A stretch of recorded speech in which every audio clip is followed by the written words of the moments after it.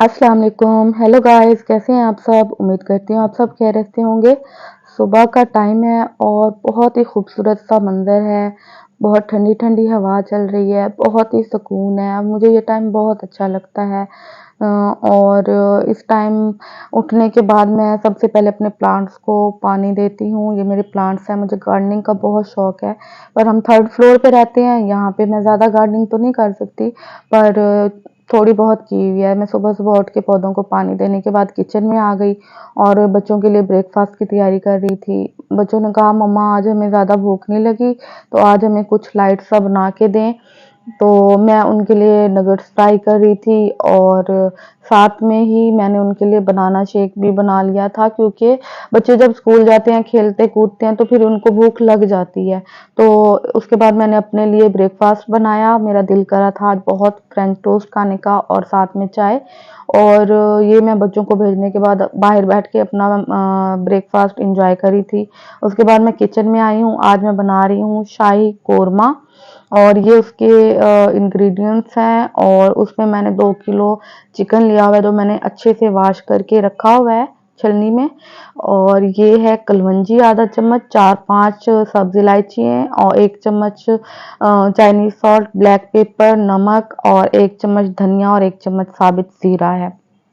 धनिया भी मैंने साबित लिया और टमाटर थे, सब्ज़ धनिया था, अदरक लहसुन था और साथ में 1 चम्मच कसूरी मेथी। ये मैंने चिकन को 2 कप ऑयल में डाला और इसकी मैं अच्छे से भुनाई करूँगी। चिकन में एक स्मेल सी होती है, तो सबसे पहले हमने उस स्मेल को ख़त्म करना होता है। तो मैं तो जब भी चिकन बनाती हूँ ना, ऑयल में सबसे पहले चिकन को ही डालती हूँ, ताकि ऑयल के साथ पक जाए चिकन और इसकी स्मेल ख़त्म हो जाए और इसका जो पानी होता है ना, वो भी थोड़ा ड्राई हो जाए। उसके बाद ही मैं इसमें अदरक लहसुन शामिल करती हूँ। कुछ लोग अदरक लहसुन पहले डाल देते हैं, तो वो जब पक जाता है ना, तो चिकन की स्मेल ख़त्म नहीं करता। अब मैंने इसमें टमाटर डाल दिए।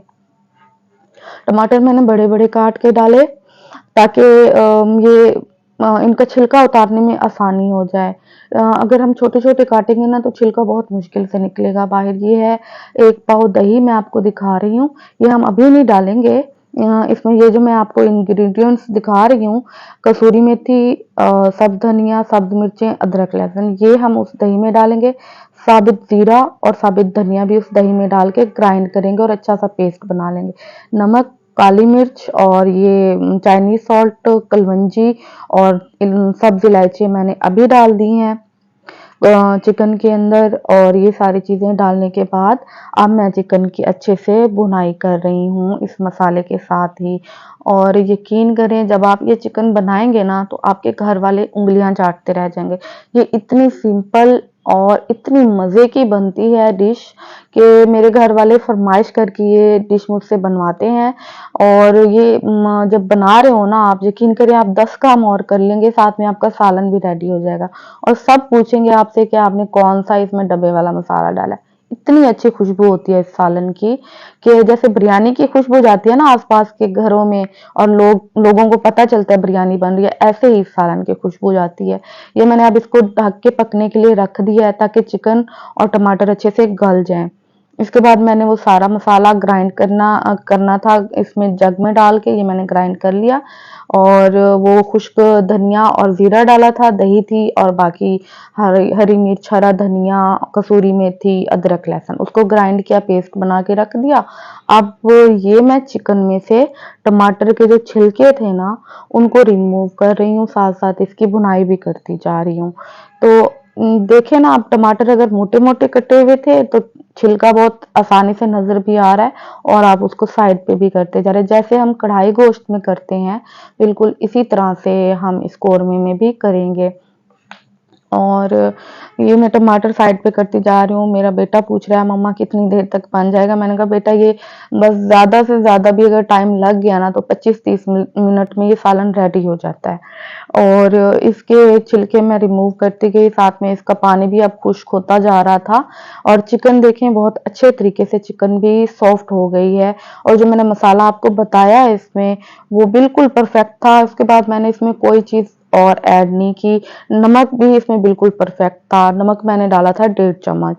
और ये इसकी बुनाई करती जा रही हूँ। अब तकरीबन इसमें से मैंने छिलके रिमूव कर दिए हैं और चिकन जो है ना अब आ गया है बुनाई की तरफ, और ये देखिए इसने ऑयल छोड़ दिया है और इसका मसाला भी बहुत अच्छे से मतलब इसकी ग्रेवी बनी है, बहुत अच्छे से मसाला इसका बना है, बहुत टेस्टी बना हुआ था, बहुत अच्छी खुशबू आ रही थी इसकी।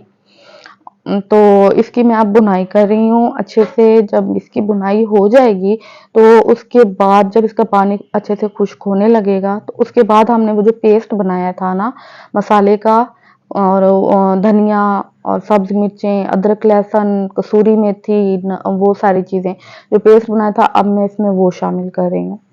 अब वो शामिल करने के बाद इसको फिर से हम भूनेंगे जब तक कि ये जो मसाला है अच्छे से भून नहीं जाता और इसकी अच्छी सी ग्रेवी नहीं बन जाती।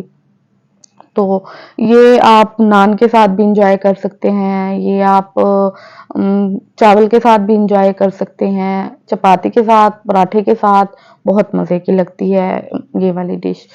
और इसकी बुनाई करेंगे अब हम अच्छे से।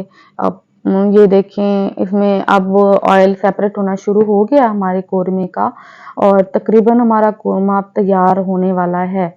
और ये मैं आपको दिखा रही हूँ कि गोश्त बिल्कुल भी नहीं गला के हड्डियों से ही अलग हो जाए तो वो सालन बहुत ही बुरा मतलब नज़र आता है। इस तरह से हो कि अगर आप उसको तोड़ें तो अच्छे से वो बोटी उसकी नरम और टूट भी जाए और बिल्कुल घुली हुई भी ना हो उसमें। ये मैं आपको ग्रेवी चेक करा रही थी, बहुत मज़े की इसकी ग्रेवी बनी हुई। अब तकरीबन हमारा सालन तैयार होने वाला है और इसमें हमने जो हरी मिर्च और अदरक, लहसुन और धनिया काट के रखा हुआ था, अब हम इसमें वो शामिल कर देंगे।